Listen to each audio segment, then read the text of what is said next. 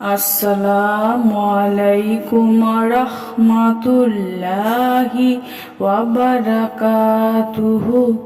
সুপ্রিয় সম্মানিত দর্শক ও শ্রোতা, আশা করি মহান রব্বুল আলামিনের দয়ায় আপনারা সকলেই ভালো আছেন। সুপ্রিয় সম্মানিত দর্শক ও শ্রোতা, আজকে হজরত মুহাম্মদ সাল্লাল্লাহু আলাইহি ওয়াসাল্লামের জীবনী থেকে একটি ঘটনা বর্ণনা করব। ঘটনার শিরোনাম হচ্ছে পার্সি ধর্মশাস্ত্রে মুহাম্মদ সাল্লাল্লাহু আলাইহি ওয়াসাল্লাম। সুপ্রিয় সম্মানিত দর্শক ও শ্রোতা, আপনাদের নিকট অনুরোধ থাকবে ঘটনাটি শেষ পর্যন্ত শোনার।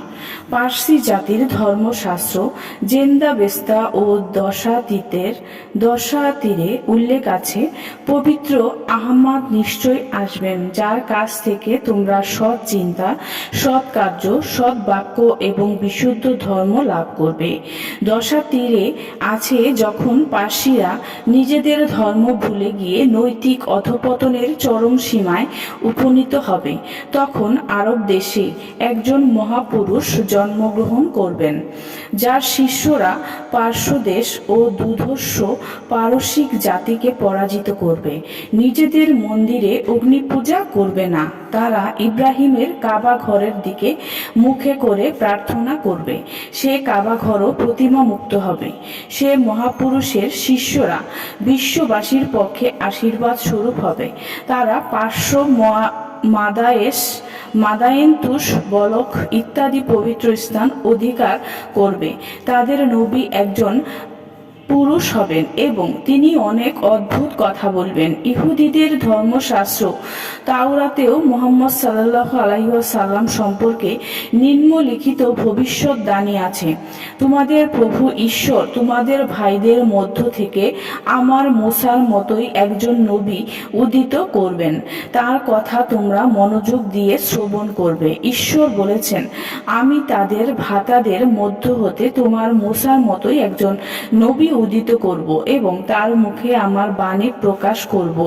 আমি যা আদেশ করব তাই তিনি তোমাদেরকে শোনাবেন এবং এটা অবশ্যই ঘটবে। তার মুখ নিঃসৃত আমার সেই বাণী যারা শুনবে না, তাদেরকে আমি শোনাতে বাধ্য করব।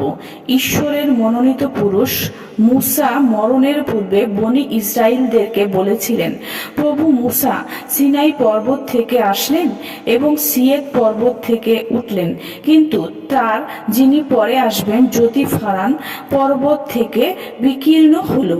তিনি 10,000 ভক্ত সঙ্গে আনলেন এবং তার ডান হাত থেকে এক জীবন্ত আইন গ্রন্থ বের হলো।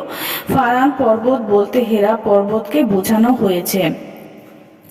সেখানে প্রথম কোরআন নাজিল হয়।